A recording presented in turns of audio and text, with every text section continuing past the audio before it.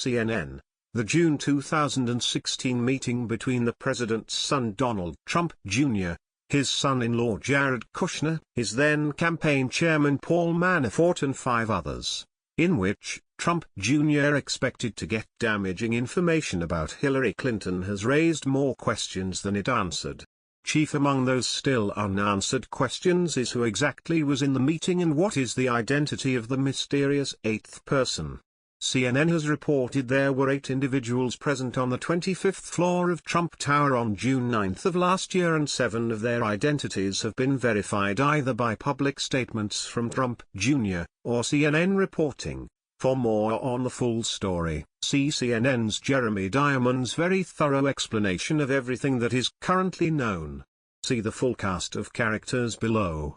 The organizer of the meeting from the American side, Trump Jr., set things up in an email conversation with the British-born promoter and former journalist. Married to Ivanka Trump and now a top aide and confidant of President Trump, Kushner is Trump's son-in-law, Trump Jr.'s brother-in-law and a key figure in the campaign. Another participant said Kushner was only present for approximately 10 minutes. As Trump's campaign chairman, Manafort helped Trump land the Republican nomination.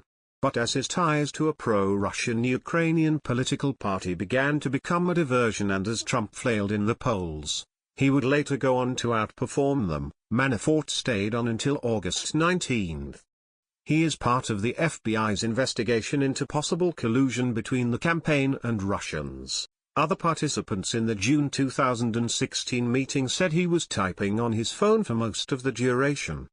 The meeting was set up by Trump Jr. during an email exchange with Rob Goldstein, a former journalist who was the publicist for an Azerbaijani Russian pop star who performed at the Miss Universe pageant the Trumps hosted in Moscow in 2013. The pop star, Emin Agalarov, is the son of Aras Agalarov, a billionaire real estate developer. The email exchange between Trump Jr. and Goldstein says it is at the behest of Emin, who had information given to his father by someone Goldstein describes as a Crown prosecutor. There appears to be no such thing as a Crown prosecutor in Russia, but in Goldstein's native England that could refer to a government attorney. The offer is for some official documents and information that would incriminate Hillary and her dealings with Russia and would be very useful to your father. Both Emin and Aras Agalarov have denied wanting to pass along such information.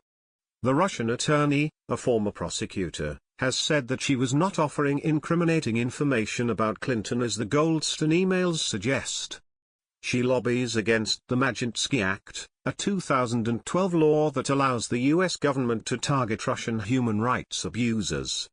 It led to a diplomatic tit-for-tat and the end of the adoption of Russian children by people in the U.S. Trump Jr. said in an early explanation of the meeting that he was frustrated that Veselnitskaya was talking about adoptions and considered it a waste of his time. She told the Wall Street Journal she wanted to tell the Trump campaign of an American company that had failed to pay taxes in Russia and then donated to Democrats. Now a U.S. citizen and registered lobbyist for Veselnitskaya's anti-Magnitsky organization, he also spent 2 years in the Soviet military.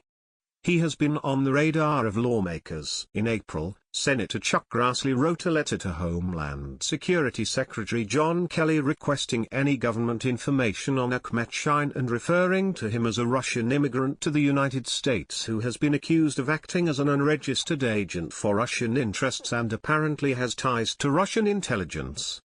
CNN reported July 14 that there was also an 8th person in the room, according to 2 sources familiar with the circumstances, although the name has not been disclosed.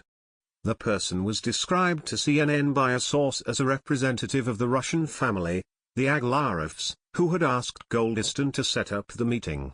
While it isn't clear who the person is, a second source said he was an employee of the Aglarovs who was in the U.S. before the meeting.